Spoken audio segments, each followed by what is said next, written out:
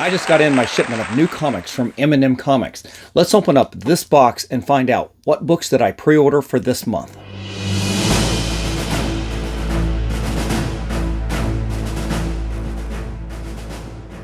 Welcome back, comic book fans. It's Rusty again with Collector Auctions, and today we've got a comic book unboxing of the new comics that I pre-ordered from M&M Comics. Now, while I do a lot of new comic book day videos, every Wednesday I do one of those. In fact, that is usually for the books that I failed to pre-order. This M&M Comics order is the books that I pre-ordered 2 to 3 months ago, and we're going to open this up. And what I'm going to do is I'm going to do this off screen, and then I'm going to bag and board everything. And then we'll come back and I'll do that show and tell. So stay tuned and I'll be right back. Many unbearable hours later. All right, everybody. As you can see, I am not in the same location. I did bag and board all the new comics I picked up from M&M Comics for this month. But I kind of ran out of time to be able to do the show while I was still up in Maryland. So I'm down here over the weekend at my West Virginia home. I'm visiting some family. And I just brought the books with me. So I've got them all here on the couch.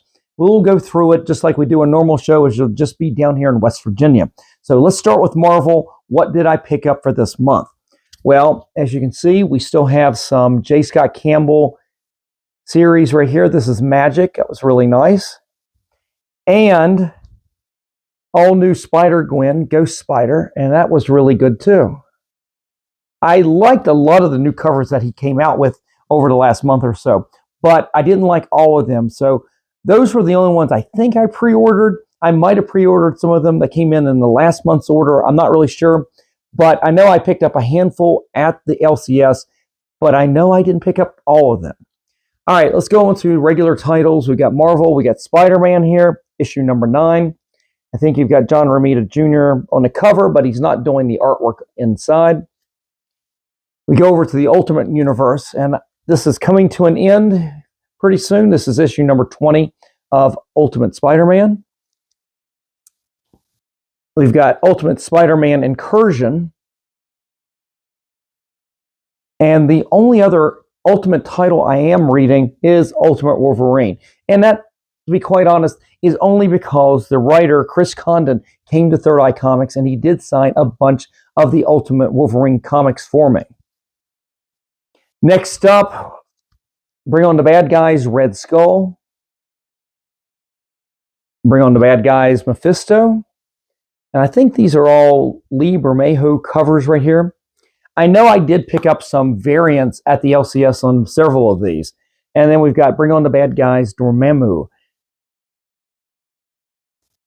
All right, then we go over to the X-Men. And I am not really reading anything on a regular basis over there. But whenever Nito Diaz is doing the artwork, I think on the regular X-Men title, I never can remember, to be quite honest, I will pick up that book. But sometimes a really great cover comes up, like this one right here, of Jubilee on Uncanny X-Men number 19. I believe this is Art Germ. It's very Art Germ-like. I did pick up Giant Size X-Men number 2. I kind of went against my better judgment on that. I'm not a big fan of having Miss Marvel, Kamala Khan, included into anything X-Men. Something feels really wrong with that. And the only other X-Men title I am picking up, and I think this is the last issue, is Wolverine and Kitty Pryde. To be quite honest, I mean, I like this pairing. Claremont is writing this, and I do almost like these Alan Davis covers, but they feel really rough. It's almost like the inking on it isn't that great, but I think what it is the drawing here was done probably a lot smaller, and they've blown it up for this cover, and it just doesn't feel quite as sharp as it should. But I think this is the last issue, number 5 in that series. Then we go over to regular Marvel titles here. We've got Avengers number 29. Haven't been enjoying Avengers at all, but I'm an old Avengers fan, and I'm a completist to a certain degree, so I continue with Avengers. Another Avengers title, I'm actually enjoying this one better, is the New Avengers, which was the New Thunderbolts. This is issue number 3. And another title I think is ending, West Coast Avengers. I had been buying this, and the only thing I had been enjoying was the Ben Harvey covers. But I don't think this is a Ben Harvey cover here. I could be wrong, though. And then last is Superior Avengers, and this had been part of that One World Under Doom line of comics, but I don't see the markings up there. This may just be a continuing title. I'm not really sure what's going on in this. Again, kind of out of habit to collect some of these Avenger titles more than anything.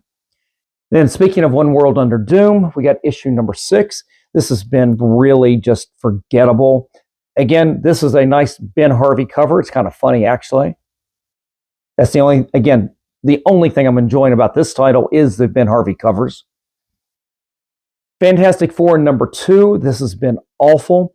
I did thumb through this, and after the first issue, when they all get sent to different time zones or time periods within this issue, they all make it back with no trouble at all. I mean, there's just, I don't know. I'm not enjoying this. And in fact, by this point, I have dropped Fantastic Four. The only thing I'm going to be picking up from them is if it's a really good cover from an artist I like. Speaking of One World Under Doom again, we've got Red Hulk. And this has actually been an enjoyable title. What has not been enjoyable, again, for me, is the new Captain America. Chip Zdarsky's writing this. I have not enjoyed this. Another Ben Harvey cover. Get that.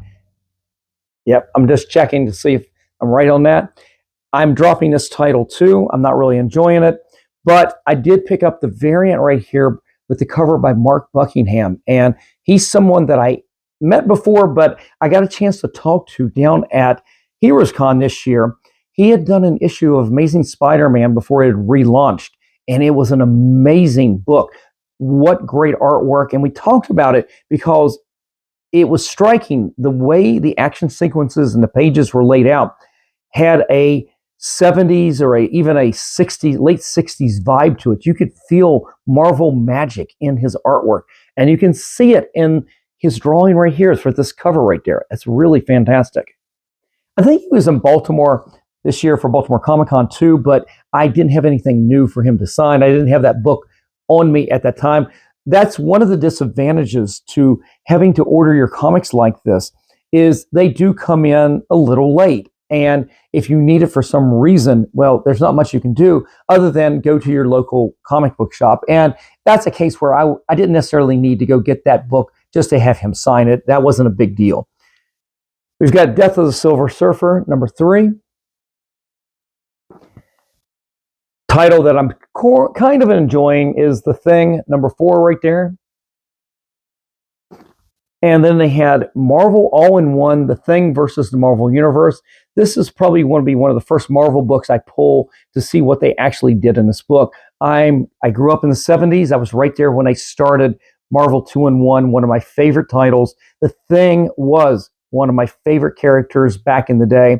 And we'll see if this book has any of that feeling that I'm going to pull from the past.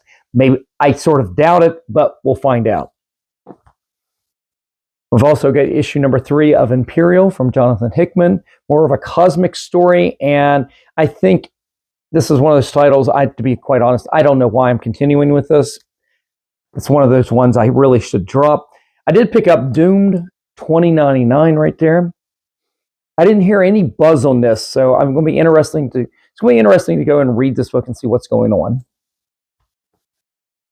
Then we've got the launch of the Mortal Thor, and don't know what's going to go on inside this book, but we're continuing with these fantastic Alex Ross covers. You can't go wrong with the covers at the very least.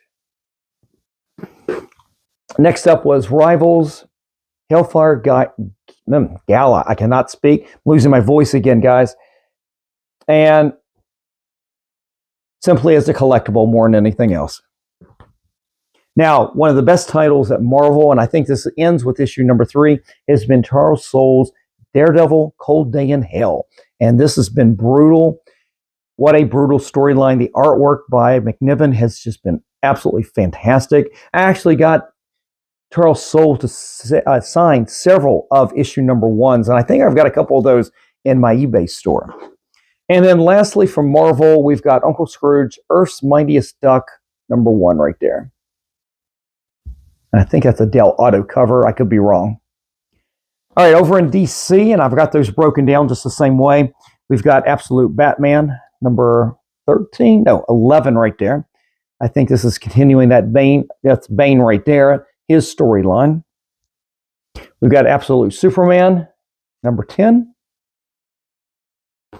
And Absolute Wonder Woman, number 11. I remember when I ordered this, it looked very much like it could be a Frank Miller cover. It's not, but it definitely draws on that kind of that negative space that you would see in a Frank Miller Sin City book. Now, I did order this. I didn't remember that I had ordered this, so I actually picked it up at my LCS. This is Batman issue 161. The title is still going on at this point, and you've got this beautiful cover from Jim Lee with Barbara Gordon and Bruce Wayne there, Batman and Batgirl fighting it out. Now, I've talked about this before. The titles, the other Bat titles, don't get a lot of notoriety. That's not even the right word, but fame, acknowledgement, anything like that, because Absolute Batman is sucking all the air out of the room. The new Hush storyline that you just saw took some of that out of the room as well. They relaunched Batman for a new Matt Fraction series. What doesn't get attention is Detective Comics, and I've been enjoying this for the last year or so. And this is issue 1100 right here. And it looks like a very simple cover, but you start looking through there, you can see some of the villains and other characters in the background there. And for some reason, I actually have 2 copies of that. But I did buy the Frank Miller variant cover. I had to get that. Now, unsung Batman titles continue with Batman and Robin. I think this is one of the better titles. You've got Philip Kennedy Johnson writing this, and this has been a really good title, as has Mark Waid's Batman and Robin Year One, but that's mostly from the Chris Samney artwork. It's been really fantastic too. Now, I haven't been collecting World's Finest, but I did pick this up. It is a Michael Cho cover. I did have a copy of this at Baltimore Comic-Con, and I did cut back on the things that I had Michael Cho sign this year. So this is still in that pile. The next time I see him, I may pull this copy and the other one to get signed, but I did have this. I just chose at the time not to have that as one of the ones I got signed this year. And another new title has been Immortal Legend Batman. This is Immortal Batman. And this is from the Kyle Higgins, who is the creator of Radiant Black. So it's pretty cool. Now moving over to Superman, we've got Superman number 29. Joshua Williamson's been killing it on this title. The artwork, who is this? It's Dan Mora, has been really good. This has been a really surprising, since the summer, Superman has been one of the better, and I was going to say one of the better books at DC, but honestly, DC has elevated a lot of books to really good status. Most of the DC books are better than anything that you just saw from Marvel right there. I do pick up Supergirl. I don't really read this, but I've been picking up some of these Art Germ covers. And I'm continuing with New History of the DC Universe. We've got several different artists here. Chris Samney did the cover right there. I did meet Mark Waid this year at Baltimore Comic-Con, and I had him sign my copy of issue number 1 of this that was also signed by Todd Knock. Now, I've met Mark Waid many years ago when he was doing Captain America, and I had gotten him to sign a bunch of issues back in the day. So I haven't had a lot from Mark Waid over the years. This is the first time I've probably seen him in a good 10 years at this point. And he was very nice. I think one of the things is you just don't talk politics with him. You don't want him going off. But he's always very nice. We did have a nice conversation about the DC historian. There was a video that had just come out where he's in the DC vault and he talks about the DC history in the vault, and he brings in the DC historian, the official person there running the archives. Well, it turns out when we talked, he actually did that himself years ago when he was working regularly at DC. He was the archivist, so he was very familiar with all those files. Next up, Secret Six, number 6. I think this might be the last issue. I haven't enjoyed this at all, but it's the characters in this I like. I have a lot of fond memories of Villains United and the original Secret Six, and how much I liked all of that early on. I just have not enjoyed this latest rendition. It's out of nostalgia more than anything. I have been picking up Catwoman 78. I'll be honest, I'm not reading this. It is for the covers most recently, and I'm going to say the name. I'm going to butcher this. Seba Fiomara? Boy, I'm butchering that. The truth is, I'm saving these to see if I actually get to see him again. I did see him up at the Fan Expo in Philly this year, and I did all these. Obviously, these covers for Catwoman were not out. I did have a couple of other things, but I really do like his artwork, and I've been the last few months. It's all been Catwoman covers, so I've been saving some of these up. That's why I'm ordering this basically to get it signed. And then the last two for DC are really good titles to read. We've got New Gods number 9, continuing with that. Just a good story. It's fun. Pick it up, as is Aquaman number 8 here. You still have Jeremy Adams doing the writing, but you've got, what's his name? John Timms, I believe. Is that the right name?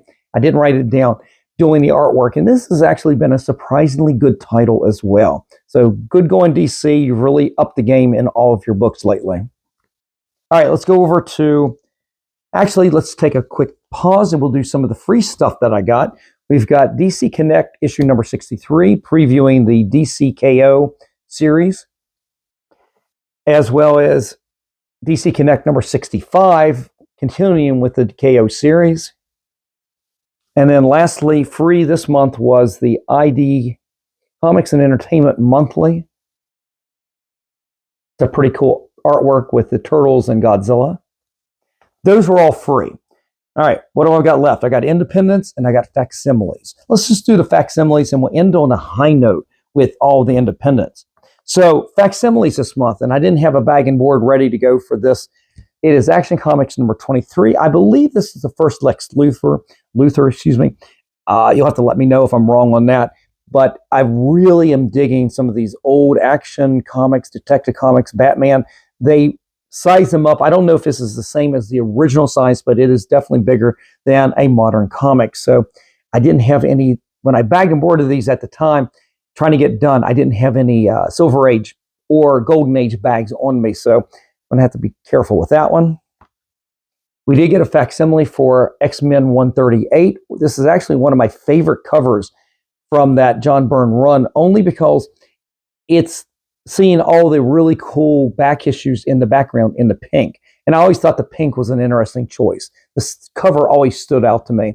And the fact that I was always a Cyclops fan, that was always my favorite X-Men. And then I'm talking about another favorite book right here. This is a facsimile for Batman, Harley Quinn. This was this the first book in continuity? But nonetheless, it doesn't really matter. I really actually don't like the artwork. I think you've got the origin in here. Again, this is a facsimile. You've got the origin of Harley Quinn, but it's all about this Alex Ross cover. I think I've got a graded 9.8 in the PC right now. I've had a couple. I've sold one. I think I've got one right now. But this right here, if I've got that copy and they announce another signing with Alex Ross, that's a comic. Even if it's graded, I'm going to send in for a signing to get Alex Ross to sign it. I really don't want to waste it on a facsimile of it. I'd rather have the original. But I thought that was pretty cool to pick that up. And then lastly, we talk about the best books overall. I mean, I sat here and put all these books together. I separated everything. And by far, above DC, above Marvel, the independents I've got here are some of the best books that I've picked out for this month, including my 3 favorite top-of-the-line comics. I can't recommend these higher. We're going to start with Usagi Yojimbo, Stan Sakai. I just got to see him again for the first time in about 8 years when he came to Baltimore Comic-Con. And we'll talk more about that in upcoming episodes when I finally get around to editing everything I did at Baltimore Comic-Con. So you'll get to see Stan and some of the books I got to sign there. I did have a very nice photo with Stan that came out. But we've got this is issue number 3 of 3 from 10,000 Plumes. And then we've got Conan the Barbarian by Jim Zub, issue number 23. The Dan Panosian cover there. It's not my favorite Panosian Conan cover, though. And then we got Joshua Williamson's G.I. Joe number 10. They have a different artist than this one, but this has been such a well-done series. Of the three, this is the third of the three that I would highly recommend out of these, but highly recommended. And of course, you still can't go wrong with Something Killing the Children. This is issue number 43. I continue to pick up this book. It's dropped off in my attention to it over the years, but it's still a great book. I still pick it up. Vampirella, issue number 4, Legacy 679. I don't pick this title up a lot, but look at that Greg Land cover. Man, that is smoking hot. There's times when some of these artists just nail it. I wonder why. I mean, that's an awesome cover, guys. Now, great book, great story, and a great variant cover here by Michael Cho for the new series on Ghost Rider. That's good, Ghost Rider, Space Ghost. And this series has been really good, but I pick these books up mostly for these Michael Cho covers more than anything, and that's just spectacular. I'm not sure. I may have already gotten Michael Cho to sign a copy I already had of this. I know I got him to sign several different times over the course of Baltimore Comic Con this year, but I don't remember if I gave him. I think I did one of these copies. We've got Invincible Universe, Battle Beast. This is issue number 4. This has been all out fun. But to be quite honest, I don't know how much longer I'm going to stay with this title. It is just pure adrenaline. That's the kind of book that is. This is a great book. I'm not as big a fan of this as some of James Tynion's other works. Of course, Something's Killing the Children. I'm trying to think there. I was a fan of his Batman run. This has been a really good book. I just got to see James Tynion at the signing at Third Eye Comics. And hopefully, I'm not sure if that video, I think that video is actually going to come out after this show, but I've already been there and done the signing with him. But my wonderful wife, I got to give her a shout out. She actually got there early, got in line for me because I had to work late. And we traded out. There was about 20 people left for her to get up there. And by the time I got there, there were still probably 100 plus people still in line. So her getting in line early saved me a lot. Got a lot of books signed. I'll show that to you in a future episode. But this has been a really good book. But I definitely don't enjoy it as much as some of his earlier stuff. And again, another James Tynion book, but I have enjoyed all of these. Image from Image Comics. Is it Image? Oh my God, is it? Or is it Boom? I never can tell. It's the Universal Monster series. This time we're doing the Invisible Man. And then lastly, just the artwork alone is fantastic. And this ends tonight. I believe this is issue number 2. The Jay Lee artwork is fantastic. So just some good stuff right there. Guys, I actually felt like I have a lot of really good books. Now, granted, they're mostly in the independent pile here. That's going to be in the first to read books. Of course, this one's already been read. The only book I've read in here the whole time has been Encyclopedia Jim, but I've already stopped and read that. Every time I get my books in, this is the book that gets read first. Then I'll sort everything. That's usually second, and then the G.I. Joe is third. And then some of the other things, I will pick out some of the other books that I want to see what's in it, what's it like. I want to see what some of the storyline is. Of course, I go through Absolute Batman, but a lot of titles I just collect, and it's sad on one hand, but I'm going to be honest about it, and that's the only way I can be. But guys, that is it for today. If you enjoyed today's video, please give me a like, slap the subscribe, and click on that notification bell so you don't miss out on any of my future episodes. Right now, going to be happening still on Monday, Wednesdays, and Fridays at 8 p.m. But after the Baltimore Comic Con episodes, we may cut back to 2 days a week. Stay tuned on that. But I also want to know, what do you think about the books I've been picking up? Are these some of your favorite titles? I'd love to know, what new books do you pick up each month? Leave me a comment in the comment section below and let me know. All right, guys, I'm out of here. Have a great night. I will see you soon for the next episode. Until then, remember, every comic has a story.